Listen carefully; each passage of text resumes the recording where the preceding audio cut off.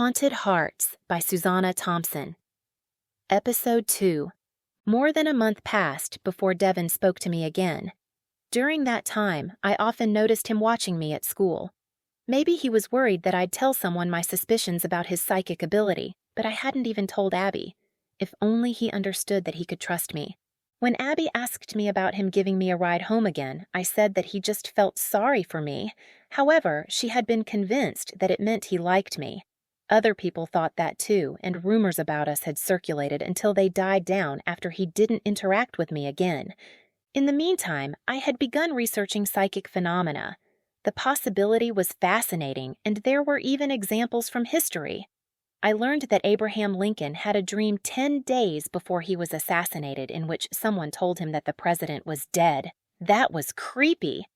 I wondered if Devin also had a premonition in a dream. That still didn't explain why he hadn't warned Matt about the crash. Then again, dreams were often vague, so maybe he didn't know that Matt was in danger too. My chances of finding out the truth were non-existent since he had denied the whole thing. I couldn't understand why, since it was an amazing ability. He had literally saved my life. Then I thought about Matt, and I found the reason for Devin's denial. Did he feel bad that he wasn't able to save him too? I knew that I would if I were in his shoes. I was overwhelmed by sympathy for him. Why hadn't I realized this before? The urge to comfort him was strong, and I waited impatiently until the end of the school day and followed him out of our last class. "It's not your fault," I blurted. He maneuvered out of the flow of foot traffic and turned to face me. "What's your problem now?" he demanded.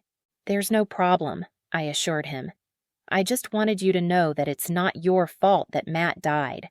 I winced a little at mentioning his death because it still hurt to acknowledge that he was dead. I would have rather avoided thinking about it.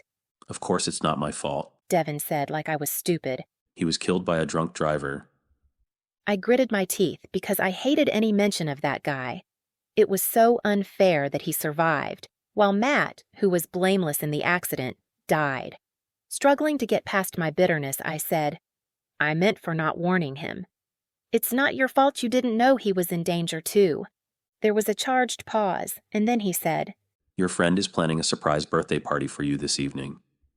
I blinked at him, trying to comprehend what he was saying. The change of topic was confusing me. "It's your birthday," he stated. "Yes," I confirmed, still not getting where he was going with this. Then I wondered if this was another display of his psychic ability. "How did you know?" "Abby invited me to your surprise party," he informed me. I gaped at him. What?" He nodded. "It's tonight at her house. She invited me last week." This was so not what I wanted, and he nodded as if in affirmation of it. "I told her you wouldn't want a party." I had told her the same thing myself when she asked about my birthday party. She'd been upset that I didn't want to celebrate my 18th birthday, so I shouldn't have been so blindsided by this news. I thought I was compromising with her when I gave in to her demands to have a sleepover at her house. Instead, she had gone behind my back and planned a party. "You don't have to go," Devin said, pulling me out of my thoughts. I expelled a breath. "Yeah, I do. How's it going to look if I don't show up to my own party?" "Why do you care?" he retorted. "It's not your problem that she decided to have this party without asking you." I sighed. "She's just trying to cheer me up." He snorted. "That'll work. You'll forget about your dead boyfriend." I blinked at him, stunned by his callous remark. "Am I wrong?" he challenged. "No," I said slowly. "But that was—" "Harsh? The truth usually is." That statement gave me a glimpse into his perspective that I'd never had before. Something about his blunt attitude actually put me at ease with him. There was no awkwardness like there was with other people now, who all seemed not to know what to say to me anymore since Matt died. Maybe that was why I had no trouble asking Devin. "So, are you coming to my party?" He eyed me for a long moment, and I met his speculative gaze head-on. Finally, he shrugged. "Sure." Something leapt to life within me, but I kept my expression neutral. I sensed that I shouldn't linger after that, lest he change his mind. "Okay, see you." I took off for the exit and rode the bus home. I then took a shower and rummaged through my closet for the perfect outfit to wear. I settled for a pleated black skirt and a fitted white sweater. When Abby saw me, she immediately knew that something was up. Who told you? She demanded. I tried to act clueless. Told me what? It was supposed to be a surprise. She whined. What was? She huffed in annoyance. Come on, Hazel. It's obvious you know. Why else would you dress up for a sleepover? I dropped the pretense. Okay, I know you're having a party for me, even though I told you I didn't want one. Her expression softened. You should celebrate your birthday. I looked away from her. It doesn't feel right. I heard her sigh. It's okay to have fun on your birthday. On any day. You can't be sad all the time. Her words were a dagger of guilt to my heart because I didn't feel sad all the time. Not even a majority of the time. After the initial shock and heartbreak during which I cried for days, I had gotten over my grief much faster than expected. Too fast. It had only been a little over a month, and Matt was already fading from my mind. So much so that I was trying to look pretty for another guy. It's okay to move on, Abby said, and I glanced at her in surprise. She gave me an affectionate smile.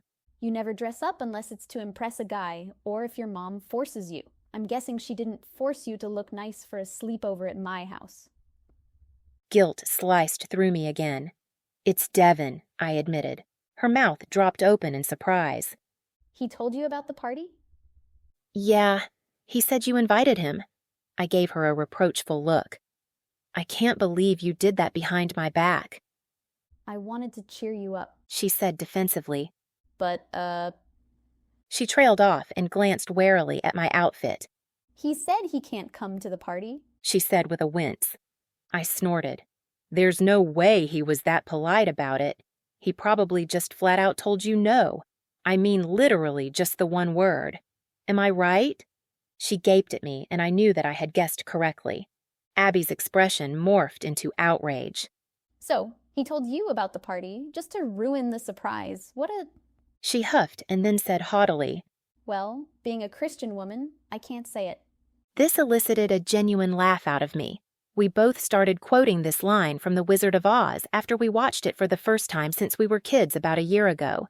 We hadn't noticed it when we were younger, but we got a kick out of it when we were old enough to appreciate it and understand its reference to swearing. I'd love to hear you tell him that. He probably wouldn't know what to say. She lifted her nose in the air. I'm not speaking to him at all. So, you're going to ignore your guest? I questioned casually. Her gaze snapped to mine. What? He told me he's coming to the party, I informed her. Her eyes widened. For real? Yep, I replied. A panicked kind of excitement overtook her. We have to go. How could you not tell me this right away? Oh my God, I left Emily and Sarah in charge of the party. They're going to freak when they see him. As opposed to how calm you're being, I remarked dryly. We have to go. She exclaimed again and yanked the door open to run outside to her car. I smiled and shook my head before grabbing my duffel bag that contained all my overnight necessities. I made sure that the door locked behind me because my parents had decided to go out when they found out I was spending the evening at Abby's house. They were taking me out for my birthday the following day instead. The drive to Abby's house was fraught with the tension emanating from her. She managed to make me nervous too after she reminded me several times to act surprised. Just as we got out of her car, I recognized Devin's truck pulling into the driveway behind us. He exited it quickly with his nifty wheelchair lift, depositing him on the pavement straight from the driver's seat. Abby apparently forgot herself as she placed her hands on her hips and admonished him. You're late. You'd ruin the surprise for Hazel if you hadn't already done that. He shrugged nonchalantly. I told you she didn't want a party. Oh, you know her better than I do, She retorted. I do now. He said, the haunted look in his eyes taking the bite out of his words. If my expression was anything like Abby's, then it was full of sympathy. I was thinking about how he lost his mom and his brother, his twin.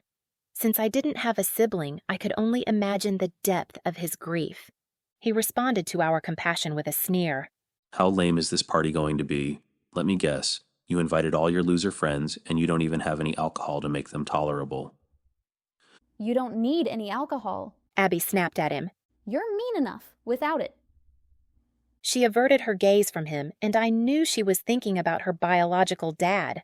I wanted to comfort her, but I knew that she wouldn't want me to do it in front of Devin. I settled for glaring at him instead.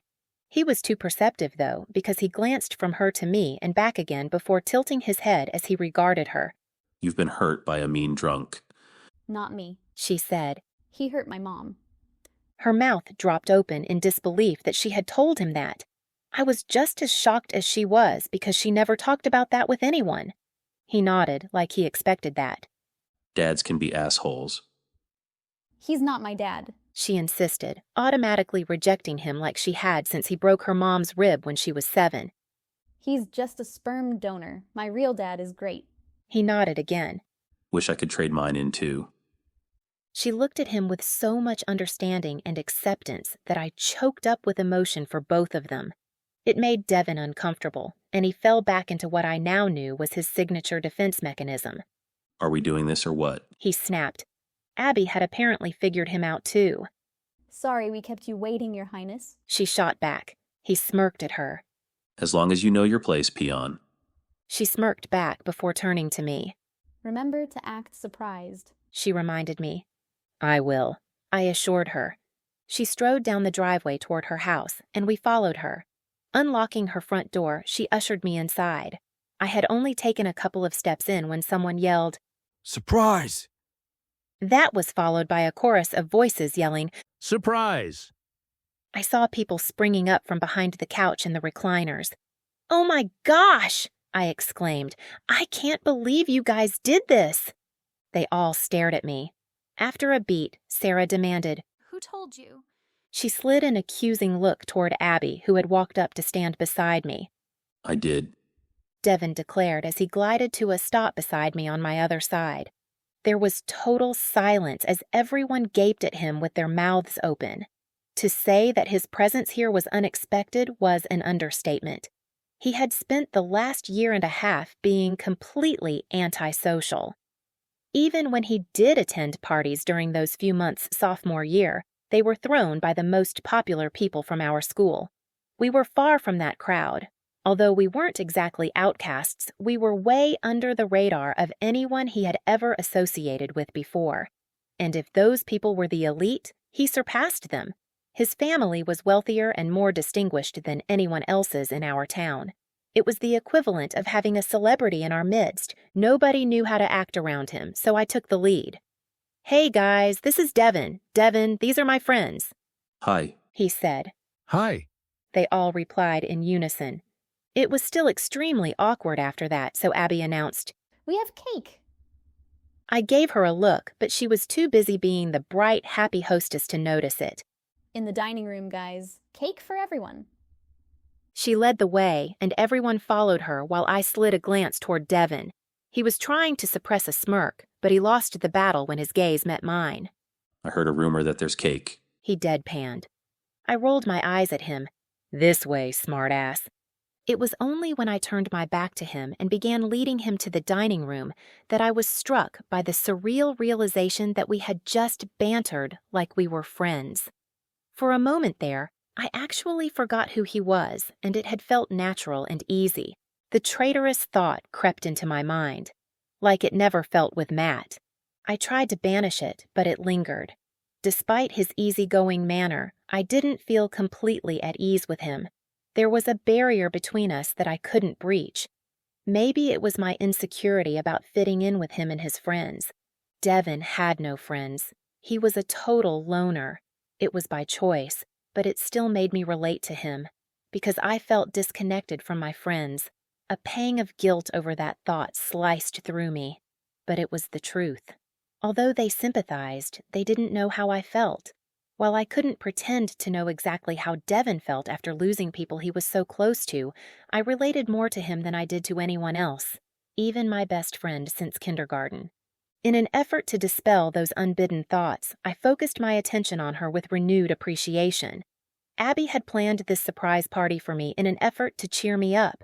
I saw that she even got me 2 cakes because she knew my preference for white cake. I assumed that the other one was chocolate to suit the tastes of the majority of the people here. That one was larger, but both were decorated with pink flowers made out of frosting. The smaller one had Happy Birthday Hazel written on it, and it had metallic pink 1 and 8-number candles on it, making it clear that this was my 18th birthday. Guess you like pink. Devin muttered. It sounded like criticism, and I flushed in embarrassment before bristling defiantly. So, what if I like pink? I demanded, before I even realized that I was speaking. Not everyone can be as cool as you, Lord Vader. His dark gaze scrutinized me. Lord Vader? Wishful thinking gave me hope that he didn't know who I was referring to.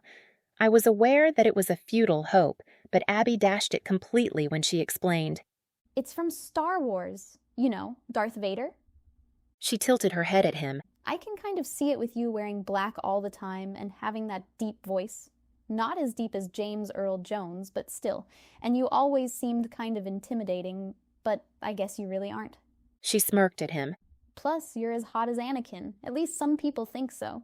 She then directed her smirk at me, making it obvious that she was referring to me, although I knew that she thought she was being sly and secretive. My face heated, making it even more apparent. Fortunately, Sarah intervened to save me from total humiliation. Okay, who wants chocolate cake? It worked to break the awkward tension as several people called out, Me. We have to sing Happy Birthday first. Abby protested. Please don't, I pleaded, wanting to avoid as much of the spotlight as possible. How about you just blow out your candles? Sarah suggested, heading off Abby's objections. Yes, I agreed quickly, stepping toward the cake to get it done. Where's the lighter? I'll do it. Abby grumbled. I was preparing to blow the candles out as soon as she lit them, but her admonishment made me pause. Make a wish, she insisted. I stared at the twin flames atop the metallic pink candles, and I was transported to a happier time when I still believed in fairy tales. The wish in my heart then was simple, and it slipped into my mind with its pure, uncomplicated clarity. True love. I wish for true love. I blew out the candles with one big breath, and it felt magical, until the sound of clapping jolted me back to reality. I wasn't 10 years old and still believing in someday. I was 18, now legally an adult, and I knew better than to believe in birthday wishes. I never got the pony I wished for when I was 6. I did, but I can't ride him anymore. I realized 2 things in that moment. I had spoken my thought about the pony aloud, and Devin had just revealed something about himself to me, voluntarily. I wanted to fist pump in victory, but I knew that I couldn't make a big deal about it, or he'd clam up and never tell me anything again. What's his name? I asked, as casual as can be. Midnight. He answered. Not original, since his coat is black, but I was 8. He gave me a wry smile. I love that name, I told him truthfully. So much better than Black Beauty, but I really loved that book when I was a kid. My mom passed it down to me. It was her favorite when she was growing up. She used to read it to me before I could read it myself. It's what started my obsession with horses. How often do you ride? He asked. I had to suppress a smile because I was having a conversation with Devin. I was actually having a conversation with him. I got to ride a pony once at a fair, I told him. It was the highlight of my childhood. I did smile then, remembering how excited and happy I looked in that picture. Devin frowned. You've never been riding? Only that pony at the fair. He scoffed. That's a trot around a track. That's not real riding. I shrugged. It was good enough for me. My 7-year-old heart was satisfied. Tomorrow, he declared. I'll take you to my stables. It'll be my gift to you. I gaped at him. Did he just offer to take me horseback riding? Okay, Abby said. I know you want white cake, Hazel. What about you, Devin? White. He answered her, breaking eye contact with me to glance at her. Her face registered surprise. You too? I thought Hazel was the only person who would pass up chocolate cake. She smirked. You must be twins. She stilled, her eyes going wide. I'm so sorry. I wasn't thinking. It's okay, he assured her. My twin would have gladly pawned me off on Hazel.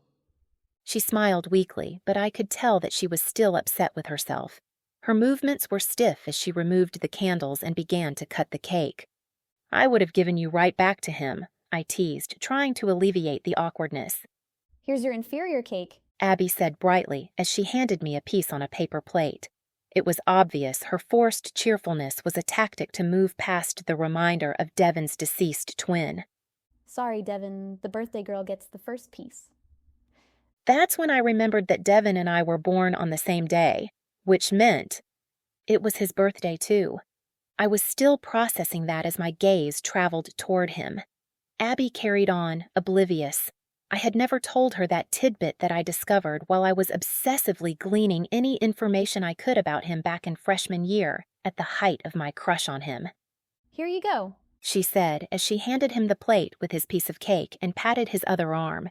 As she was pulling back, he grabbed her hand with his free one, making her gasp in surprise. She stared at him before shifting her gaze to me, obviously seeking guidance as he continued to hold her hand. Before I could think of what to say or do, he ended their strange encounter by finally letting go of her hand. Abruptly, he set the plate she just gave him on the table.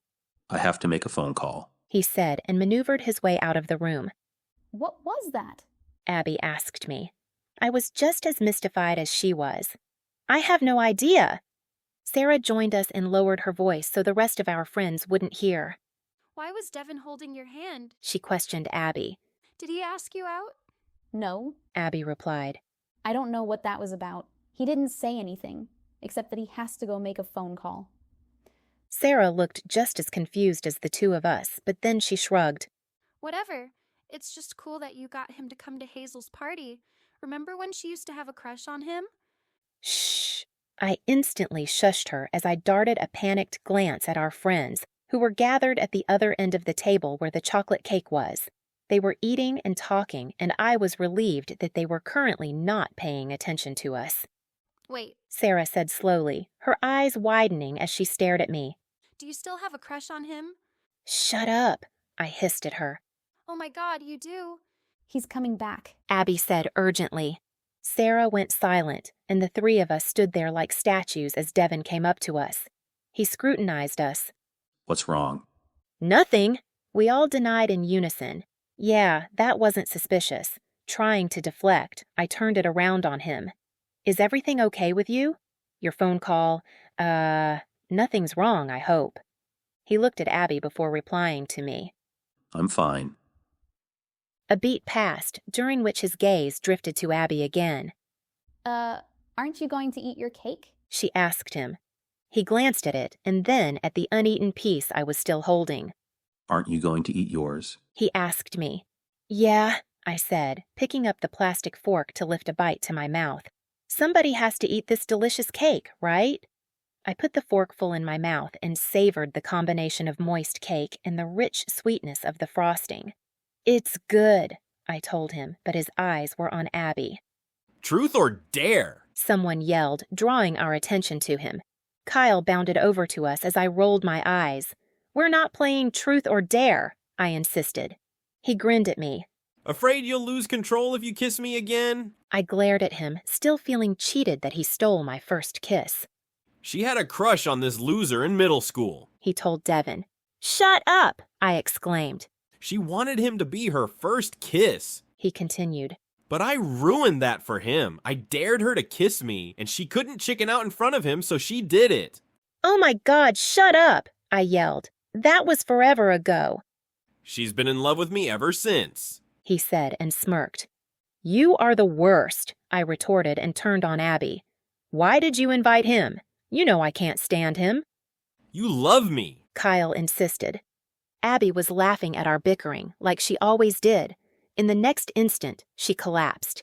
Devon shot toward her, but she was on the floor before he could reach her. The rest of us were still standing motionless in shock. Kyle lurched out of his paralysis and rushed to fall to his knees beside her. Abby! He yelled in panic and shook her arm, trying to wake her. My vocal cords unfroze, and I exclaimed, Abby! Sarah shouted. Someone call 911. They're on their way, Devon said. What happened? Someone asked. She fainted. Someone else replied. Too much running. Emily said. I told her cross country would be too much. She should have joined track instead. Emily didn't sound as concerned as the rest of us. Not because she didn't care, but because she was a total optimist. Her mind never went to the worst-case scenario, and she always thought that everything would work out okay. Kyle, on the other hand, looked devastated.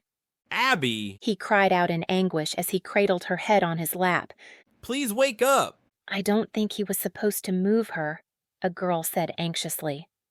It's okay, Emily told her. she just fainted. She's not injured or anything. I was only listening to their voices because I hadn't taken my eyes off Abby. She was unresponsive, so how Emily could assume anything about her condition was beyond me. The wail of a siren was startling, but so very welcome. "I'll let them in," I exclaimed and rushed to open the front door. I waited anxiously as the sound of the siren got louder, and I was filled with relief when I spotted the ambulance. As it pulled into the driveway, I heard adult voices behind me. "What's happened?" A man's voice asked. "Abby!" a woman screamed. Oh crap, I had forgotten about Abby's parents. They must have heard the siren and come downstairs to investigate. Abby had told me that they were going to be watching TV in their bedroom. I let the paramedics in, and they took charge of the situation.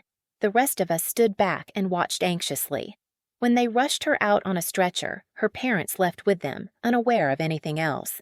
While we all remained shell-shocked, Devin took control in a calm but firm voice. Everyone has to leave. We can't stay here when they're not home. His words roused me. He's right. We have to go. Kyle was already heading toward the door before I finished speaking. I'm going to the hospital. Me too. I have to know if she's okay. Sarah said, rushing after him. There were murmurs of agreement, and our small group of friends was soon gone, leaving me behind with Devin and Emily. She was the one who remembered to put the leftover cake into containers so that it wouldn't dry out. I dumped the partially consumed beverages down the kitchen sink and threw away the pink Solo cups, getting choked up while thinking of Abby getting them especially for me. She'll be okay, Emily said. I didn't have much faith in her optimism right then. After what happened to Matt, I knew that things didn't always turn out okay. Before that, I never would have imagined that any of my friends could die. Now I was worried that it was a very real possibility. My heart seized at the thought of Abby dying. I'll drive you to the hospital, Devin offered. I saw Emily watching us curiously, but I didn't care about appearances right then. It was probably rude to accept his offer without considering her, but she hadn't offered me a ride in her car. Knowing her, she just didn't want to get in the way of me going with Devin. Most likely, she was under the delusion that he was interested in me. I didn't dwell on any of that as I replied, "That would be great, thanks." I'll meet you there, Emily said, confirming my suspicions. We left the house and I made sure to lock the door. Melancholy overwhelmed me for a moment over the abrupt end of the party I hadn't wanted. What I wouldn't have given now for it to have continued as Abby planned, even if I had to suffer through a stupid game of truth or dare. I was desperately hoping that Abby would be okay, but Devin offered me no false assurances. He drove in silence, reminding me of when he gave me a ride home the day that Matt died.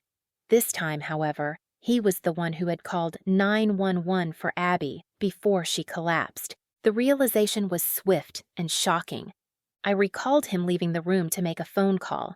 I also remembered how he kept watching Abby afterwards, like maybe he knew something was going to happen. Again.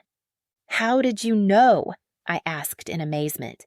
He glanced at me, his gaze wary as it met my awed one. I didn't. "You called 911 before she fainted," I said.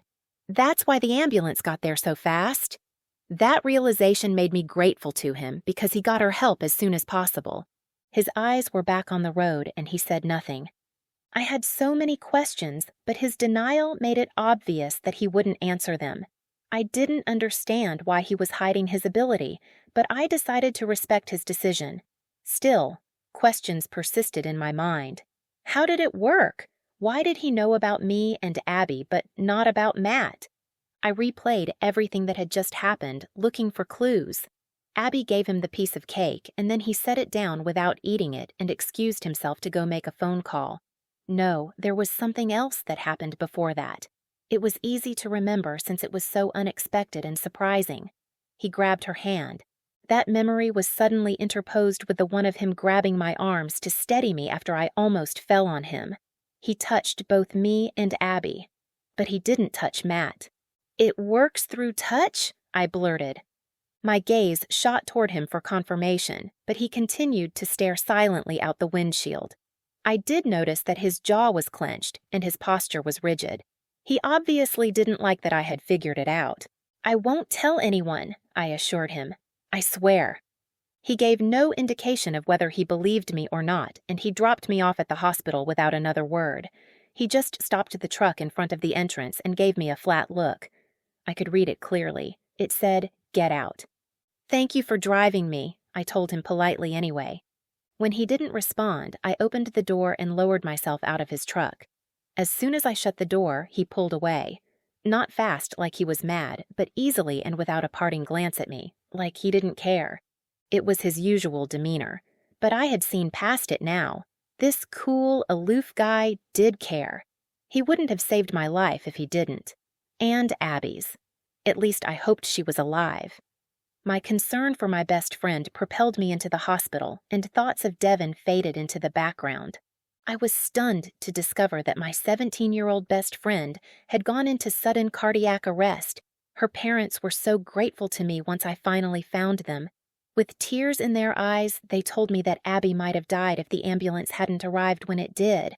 They thanked me for calling 911 so promptly. I informed them that it wasn't me, but Devin Culver who called. Surprise registered on their faces. They obviously recognized the name due to the status of his family. They didn't ask any questions, though, and simply said that they would have to thank him. No one but family was allowed to see Abby, so her parents thanked all her friends who were gathered in the waiting room and urged us to go home, assuring us that she would be okay. We remained and talked for a while after they left us. Sarah spouted off facts about sudden cardiac arrest she had looked up. "I've heard of it happening to athletes," she said, "but I always thought it was from heat stroke. It says here, though, that about 2,000 young people under the age of 25 die from it every year, and most of them seem perfectly healthy." She shuddered as she clutched her phone.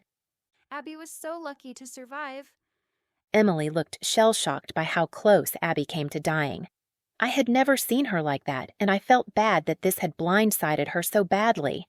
"You were right," I told her, trying to get her back to her normal, optimistic self. "She's okay, just like you said." She stared at me. She almost died. "But she didn't," I stated firmly, taking charge for her sake. "Come on, let's go home. We can't do anything else here tonight." I took her hand and she went with me, seemingly on automatic pilot. Kyle was in a similar state, but he walked with us on his own. Despite how much he loved to mess with me about being my first kiss, I had seen how he looked at Abby. I had known for a long time that he was in love with her. I even confronted him about it one time, but he denied it. I heard our other friends talking as they trailed behind us. The three of us were completely silent, though. They caught up to us in the parking lot, and Sarah spoke for them as she invited us to go out to eat with them. They were all in a celebratory mood due to the good news about Abby being okay and on the road to recovery. My two companions and I were still stuck on the fact that she almost died, however. I spoke for us as I declined the invitation and said that we were tired and wanted to go home. "But it's your birthday." Sarah protested. "And we had cake and a party," I replied, but I ruined my matter-of-fact tone with a wince at the thought of how it had ended. Sarah saw it and retorted, "And it was ruined. Come out with us and, "It was saved," I interjected, interrupting her.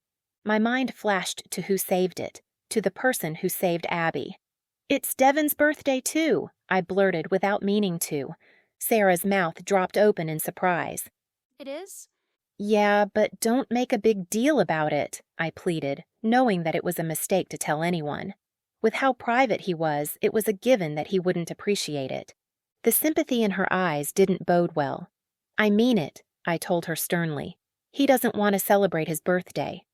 In desperation to get my point across, I leaned in and said quietly into her ear, "It's his twin's birthday, too." Comprehension showed in her expression when I pulled back. I saw that I could trust her not to make any well-meaning gestures in honor of Devin's birthday, since she didn't want to trigger painful memories of his deceased brother. If she knew about how he saved Abby's life, I wouldn't be able to stop her from doing something to thank him. That was part of the reason that I kept it to myself. I also didn't know if she would believe me, but it was more than that. I already felt like I had betrayed Devin just by telling her that it was his birthday. That was ridiculous, of course, but he seemed to have infected me with his secretive demeanor. I was cautious about revealing too much. I also wanted to prove to him that I could be trusted, because I was now hoping that we could become friends. That wasn't as far-fetched as it once was. The fact that he came to my birthday party proved that it was a possibility. I was no longer obsessed with him in a romantic way, at least. Ever since Matt died, romance hadn't been on my mind, despite me making that wish for true love. That was just a lovely dream for the future. Hopefully, it would happen sometime when I was in my 20s. Right then, I was focused on my friends. Kyle and Emily also declined the invitation to go out to eat, and we parted ways with Sarah and the others. "Are you okay to drive?" I asked Kyle. He took a deep breath and expelled it before speaking. Yeah, I'm okay now that I know she's okay. It's a miracle that I made it here without crashing the car, though. I was speeding like that was going to save her. He shook his head and sighed heavily. That was the worst feeling. He fixed his gaze on me. I'm sorry, Hazel. I didn't know how you felt. Of course I felt bad for you, but I didn't really know how horrible it was for you to lose Matt. Not until I almost lost Abby. Guilt hit me in the gut because I had hardly been thinking about Matt at all today. What kind of person was I that I could so easily be distracted by a boy and a party? Yes, the boy had top billing over the party, and I was more intrigued by him than ever. "I know you love Abby," I said, deflecting from commenting on Matt. I do, he said to my surprise. He had always denied it before. I'm going to tell her when she's better. "Oh," I responded, not knowing what to say. He gave me a weary smile. Okay, I'm tired now. I've got to go home and crash. See you tomorrow. "Yeah," I agreed. He walked off, and I looked at Emily. She was standing there looking just as out of it as she was in the waiting room. She definitely didn't seem capable of driving, so I asked for her keys. When she handed them over without question or comment, I knew that she was running on autopilot. Luckily, she was able to direct me to where she parked her car, and I drove her home. I saw her to her door and handed her back her keys. After saying goodnight to her, I debated whether to walk home. Emily's house was only 2 blocks away from mine, but I was spooked by the thought of walking home in the dark. I was too aware right now of how vulnerable I was. If Abby could be in danger at a birthday party, then how much more dangerous was it for me to be alone outside in the dark? For a moment, I wished that Devin was here because I felt safe with him. That was an unexpected realization, but I pushed it to the back of my mind along with all the other discoveries I had made about him today. I had a lot to think about after I got home. I pulled out my phone and called my mom to come pick me up. I gave her a brief explanation about what happened to Abby and about how I had to drive Emily home due to her being in shock. Mom exclaimed in dismay over all the events of the evening, but I was starting to feel strangely numb. She was all concerned when she arrived, but I was calm as I got in the car. The distance from my emotions had me telling her about Devin calling 911 before Abby showed any signs of anything being wrong with her.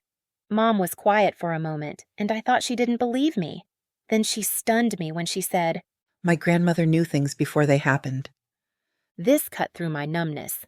"What?" I exclaimed. She made the turn into our driveway. Our short journey was already at an end, but our conversation wasn't. She faced me and said, "When I was 8, she told my mother not to go on our annual family vacation. She said that disaster awaited us. My mother didn't listen, and we got into a car accident. My parents both ended up in the hospital with broken bones. My brother and I were in the back seat, and we were lucky enough to be spared injury." "That's amazing!" I responded excitedly. "We have a psychic in the family? How did I not know this?" Mom sighed. My mother distanced herself from her because she was embarrassed by her. Grandma was a bit of a local celebrity. She would do readings for people, telling them their fortunes. People from all the surrounding towns would seek her out too, since she was known to be so good at her predictions. "My great-grandma was a fortune teller?" I asked in wonder. Mom smiled sadly. It's too bad she didn't live long enough to meet you. She knew about you long before that, though, because she told me when I was 10 years old that my daughter would be her namesake. That was well before I knew what a namesake was. We stayed with her while our parents were in the hospital, and I got to spend time with her for the first time. She also took care of all of us after my parents went home with casts. My mom had a broken arm and my dad had a broken leg, so they couldn't refuse her help. Why wouldn't they want her help? I questioned in confusion. Mom shook her head and rolled her eyes. Because they were respectable people. They didn't want to be tainted by association with a tacky fortune teller. But we live in Salem, I said. If there's anywhere that having a psychic relative is cool, it's here. We have a witch museum, for goodness sake. Mom shrugged. I guess my mother always wanted a different life. She married a lawyer and she put me in ballet lessons. She made my brother learn to play the piano, even though all he cared about was sports. My uncle was a gym teacher at our high school and the football coach, so that didn't surprise me. I snickered at the thought of him being forced to play piano. Mom pinpointed the source of my amusement. He's actually pretty good, she told me. Certainly not a virtuoso by any means, but not terrible either. He'd never admit it, but I think it gave him a creative outlet that he enjoyed. Why else would he have a piano in his house? I thought that was for Aunt Jill, I said. She plays also, Mom acknowledged. But your Uncle Tom likes to play it too. I was astonished by this revelation. I never would have imagined him playing the piano, I admitted. He's such a jock. But I can totally see you taking ballet. No wonder you have such grace and poise. Couldn't you have passed a little of it down to me? I joked. I tried putting you in ballet when you were 4, but you didn't pay any attention to the teacher. You just talked to the ghost girl. I startled at this. The ghost girl? Mom nodded. It was an invisible girl, only you could see. You told me that her name was Svetlana. I shrugged. She was obviously an imaginary friend. And you came up with the name Svetlana? She countered. You were 4 years old, Hazel. It wasn't like we knew anybody with that name. So I looked into it and I found out that there was a little girl named Svetlana who used to take ballet at that studio. She disappeared one day while at the lake with her family. That's so sad, I said, caught up in the story now. Did they ever find out what happened to her? Mom nodded. You told me where to find her. I gaped at her. What? I got creeped out and took you out of ballet. But one Saturday morning you told me that Svetlana wanted to show you something at the lake. She gazed somberly at me. You said that our neighbor was going out on his boat and that she wanted us to go with him. I had a feeling she'd lead you to where her body was. I admit that I was just hoping she'd go away after that, which was really the only reason I bothered Mr. Daniels to take us with him. I could tell that he didn't really want to, but he was too polite to say no. How come I don't remember any of this? I asked in dismay. You were only 4, she reminded me. Most people don't remember anything from that age. She was right, because my first memory was of meeting Abby in kindergarten. So, Mr. Daniels took us out on his boat, I prompted, wanting her to continue. Yes, she said. Your dad was away on a business trip, so it was just you and me and Mr. Daniels. When you pointed out toward the middle of the lake and said that Svetlana wanted us to go there, he looked spooked, but he followed your directions. He dropped anchor where you told him to stop, and we all just looked down into the water for a moment. He was the one who called the police. While we waited, he told me that he had helped search for Svetlana when she went missing. She expelled a breath. When you said to him that she knows, and she says thank you, his face. She trailed off and shook her head before fixing an emotional gaze on me. He looked so touched. I could tell that he believed you. I did too, and I asked you what happened to her. You said that she went under the water and couldn't get out. She sighed. From what I was able to piece together, her family didn't see her go back into the water after they got out to dry off. She must have drowned before they noticed she was gone. How awful, I said with a shudder, picturing the scene. It was, Mom agreed. I can't imagine you just being gone like that. Her eyes filled with tears. You almost were. I knew she was thinking about what would have happened if I was in the car with Matt, but I was way too intrigued with Svetlana's story to dwell on that. So, they found her body in the lake? As I'd hoped, Mom was drawn back into telling the rest of the tale. Yes, she answered. Luckily, the police chief was Mr. Daniels' cousin, because I doubt they would have listened to us otherwise. Mr. Daniels still lied and told them that I was the one with the premonition about where to find Svetlana's body, since they weren't likely to take a 4-year-old seriously. The police chief was extremely skeptical about me as well, but he sent divers down to look anyway, and they found her right where you said she was. Her family finally got closure after 3 years. 3 years! I exclaimed. How could she be down there that long? Wouldn't she have floated to the surface way before that? I would have thought so too, Mom said. but apparently that tends to happen more in warmer, shallower lakes. Since ours is deep and cold, a body is more likely to sink to the bottom and stay fairly preserved down there. That thought crept me out as I thought about all the times I had gone swimming while completely unaware that there could be dead bodies beneath me. A chill went down my spine, and I hurried on from that topic. So, did she move on after that? I asked, remembering the movie, Ghost. I think so, Mom answered. You never mentioned her again after that. But how could I just forget about her? I questioned in dismay. I saw a ghost.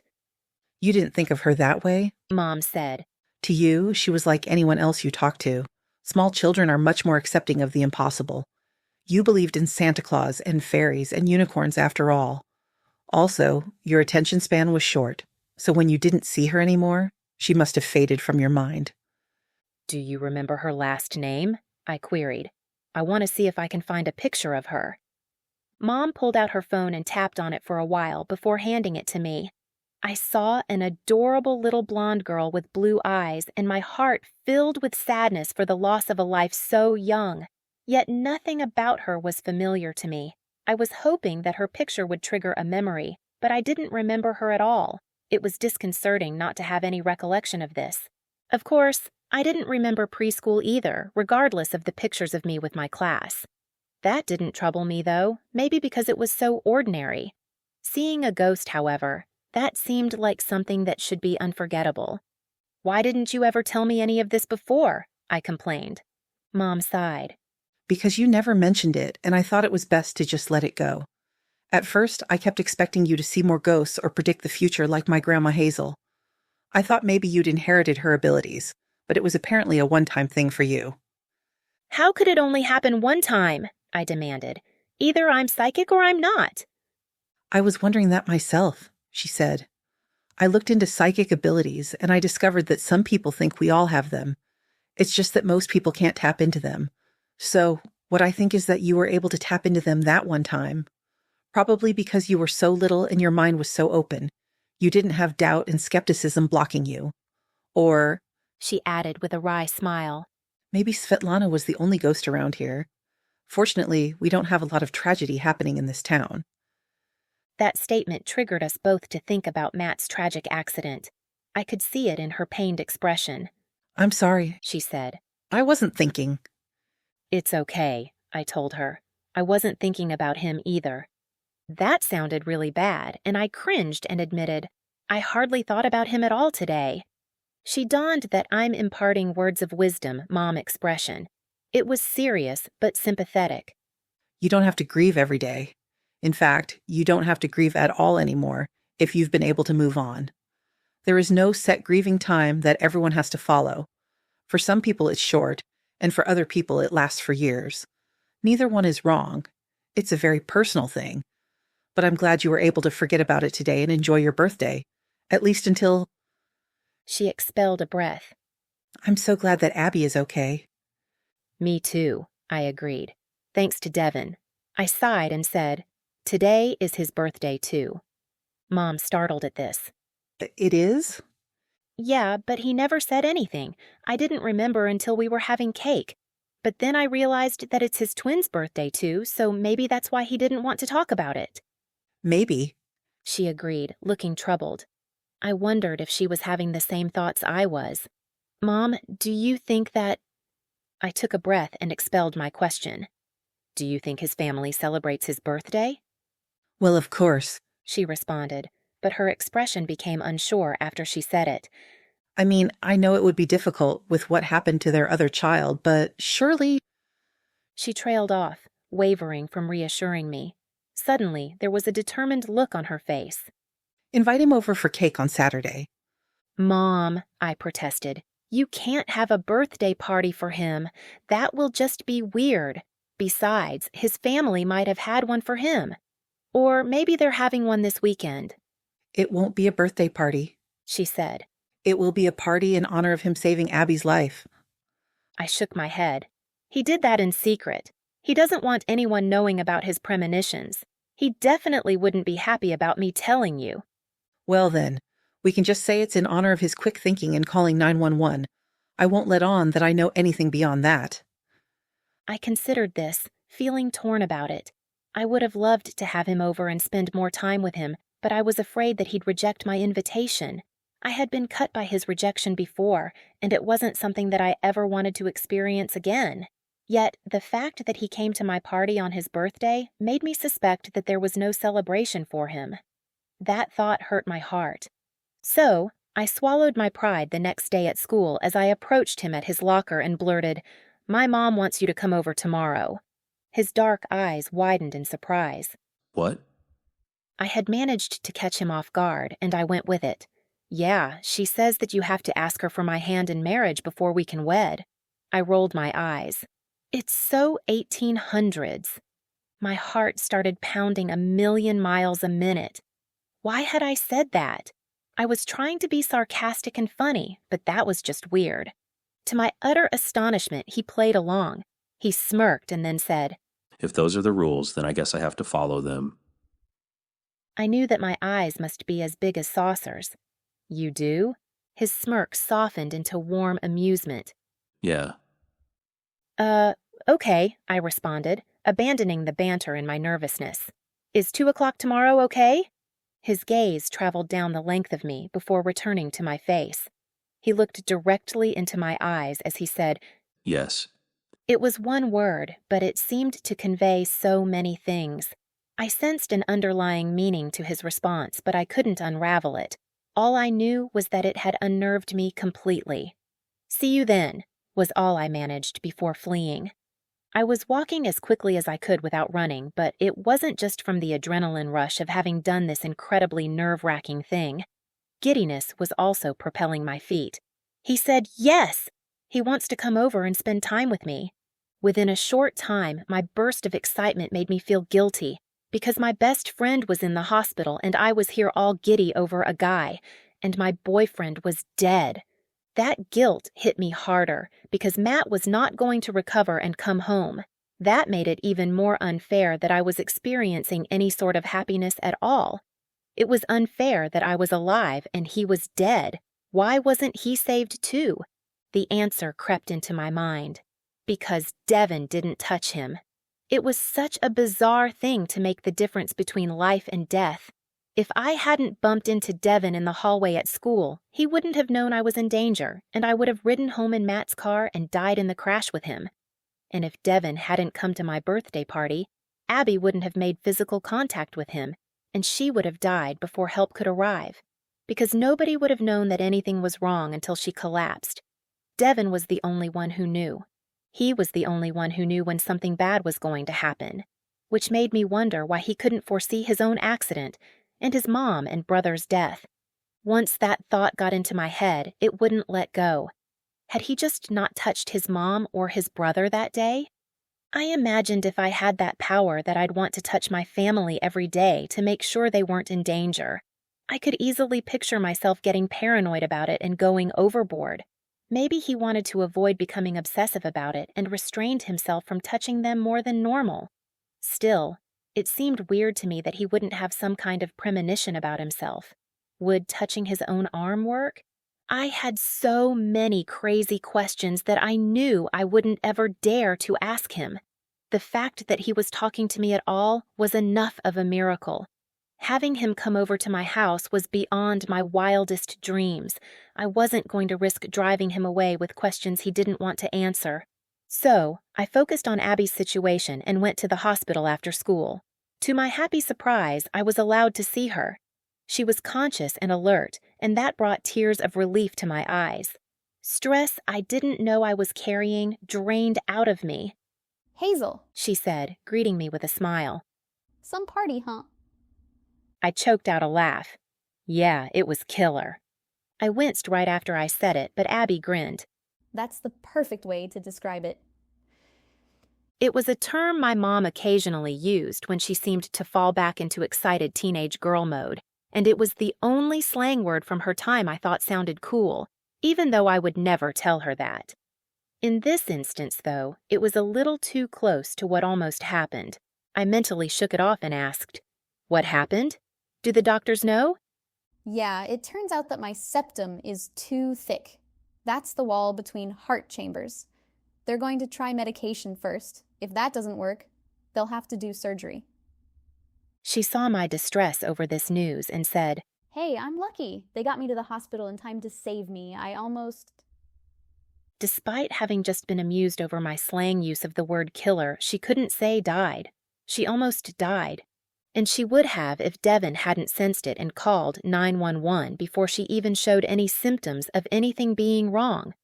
I was so tempted to tell her everything right then, but something held me back. Devin. He was so secretive about his ability. It felt like it would be a betrayal to tell his secret to anyone else. So instead, I revealed my own hitherto unknown ability as I launched into the story my mom told me about my connection to the dead girl, Svetlana. Abby's eyes were wide when I finished. You see dead people. I laughed, recalling the line from the movie she was paraphrasing. Apparently, I did once. But why did it stop? She questioned in confusion. The kid in the movie saw a bunch of dead people. I shuddered at the thought. Thank God I didn't. Luckily, I seemed to have grown out of it and forgotten that it ever happened. She gave me a speculative look.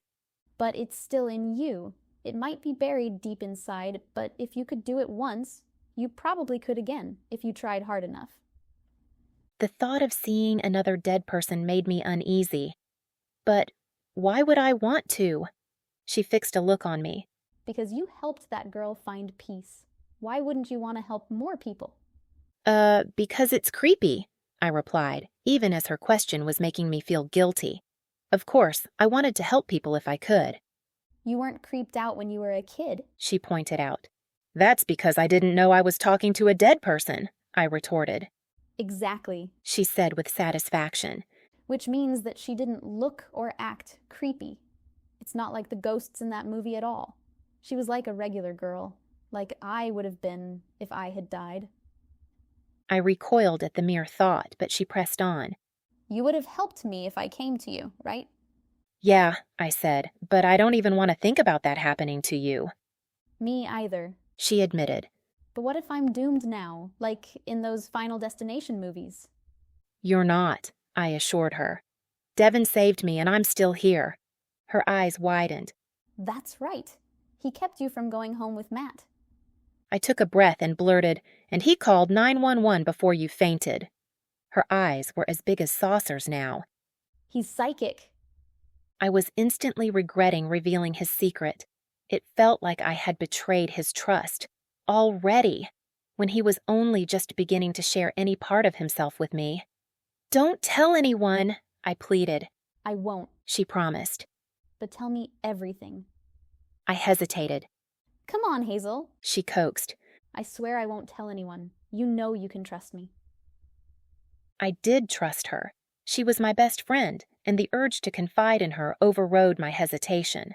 Still, I held back the detail about touch being the trigger for Devin's psychic ability. I wanted to keep my promise to him, even if it was only a small part of it. When I was done, she stared at me in wonder. He saved us, she marveled. He saved both of us. That stunned me. I hadn't thought of it that way, but she was right.